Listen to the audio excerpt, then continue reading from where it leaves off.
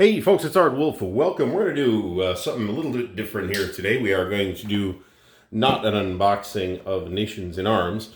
This just came today from Compass Games. I am very happy to report that despite my address change, when they billed me for it, and I went, just going to the old address, and I don't want the post office to screw it up. So I emailed them, and they just took care of it, and I emailed them today and said, I'm going to CompassCon, like next week I could just pick it up, and today it arrived. So they shipped it super promptly and dealt with the credit card change and the address change in a 100% smooth way.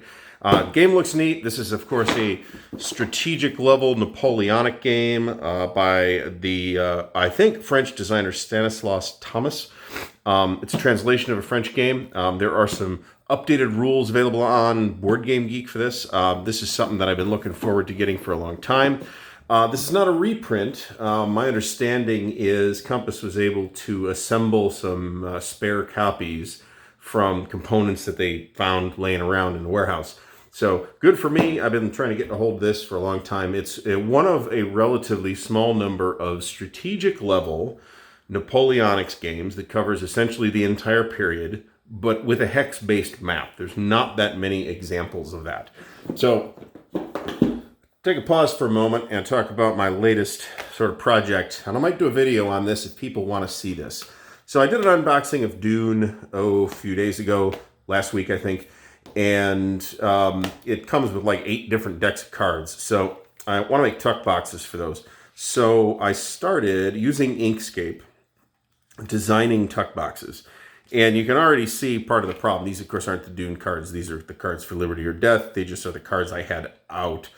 They're sleeved cards, so the tuck boxes are designed for sleeved cards. Offhand, I'm going to end up calling this, I think, a modestly successful experiment. The material I use, you can really see its peel in here. I used a cardstock, but then I actually printed the color parts on a like a laminate gloss stock, which I think is not adhering all that well. You can see it's already wearing a lot, so I think I might abandon that particular idea and just go with the cardstock. That probably does mean I want to double layer the cardstock so that the tuck box is pretty thick. We'll experiment with that next time. What I will point out is, unless you're just dry fitting to see if it fits, don't use a glue stick to put it together. This works like crap.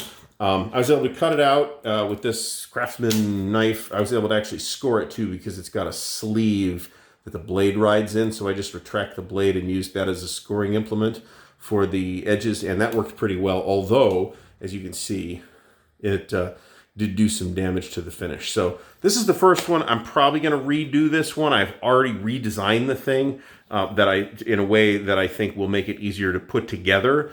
So we'll see how that goes. If somebody wants to see videos on how to do this, let me know.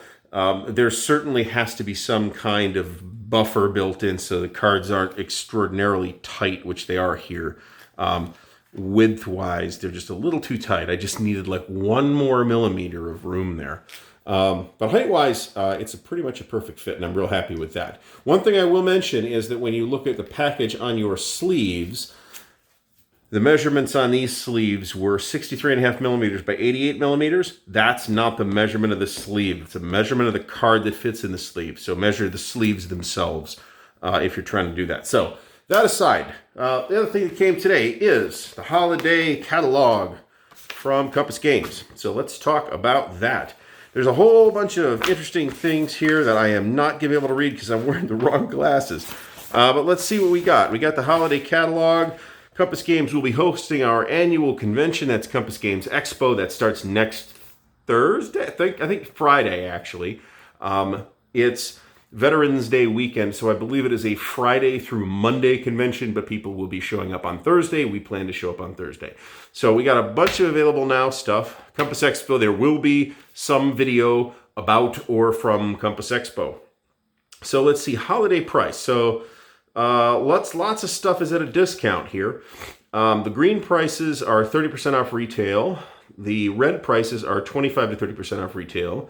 And the black prices are pre-order prices, which are 25% off retail.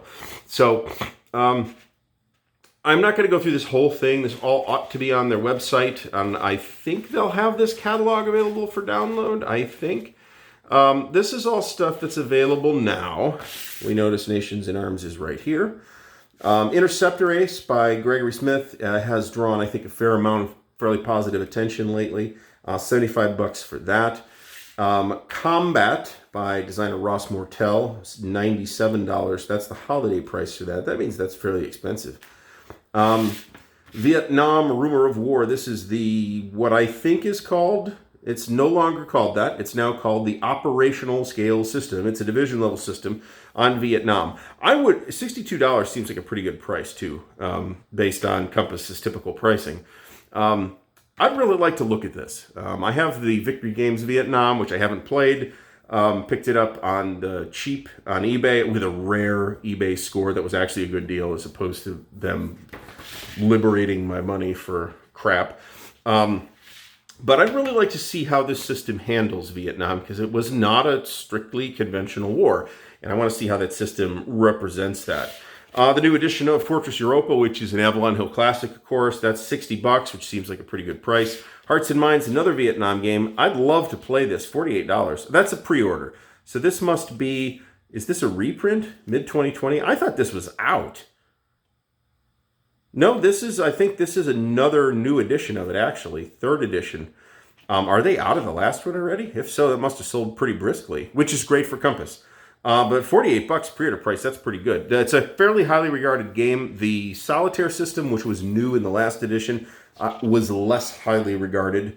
But the rest of the game is supposed to be pretty good. And you can always solo it, you know.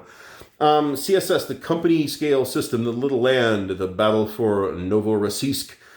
This is in the CSS system. This is one of the things that I have on my list of things to do at CompassCon. We will see what happens. I plan to be flexible. Into the inside, we have tons of stuff here. We have World War II Commander, Battle of the Bulge by John Butterfield. Is this a solitaire game? It's based on the original paper design of the game, which John Butterfield granted Shenandoah the rights to publish in digital form. Oh, okay. So there's a Battle of the Bulge game from Shenandoah Studios that is a video game. I have it on Steam. I've played it. It's pretty good. I guess this is, so it was going to be area movement. Be curious. Mounted map. Have not seen a Compass Games mounted map yet. I'm not sure they haven't done one yet, but I haven't seen one. So I'm always a little suspicious about that. It's like, oh, they've never tried this before. They could screw it up. I don't know. However, I said the same thing about Decision Games and their first mounted maps, and they turned out to be very nice. We have the new edition of France 1944 by Mark Herman. This is early 2020. Pre-order price of $50 seems very reasonable. There will be an East Front companion game to this. Death in the Trenches, late 2020. This sounds like World War I. And in fact, it kind of sounds like is a strategic level World War I game. I feel like Compass has a lot of games in that space. Strategic level World War I games. I mean, they did The Lamps Are Going Out, and they did Balance of Powers, which I have played and which is quite good. So I'm not really sure why. I guess they're just publishing the games that their designers are submitting. Another CSS Folded Gap. We'll get back to CSS in a minute here. Here's The Lamps Are Going Out. Schutztruppe. Haya Safari. Is that the World War I in Africa? That is what it looks like. That is a very interesting topic that has been almost not covered at all in war games. Napoleon's Eagles is, I believe, a card game by Christopher Moeller.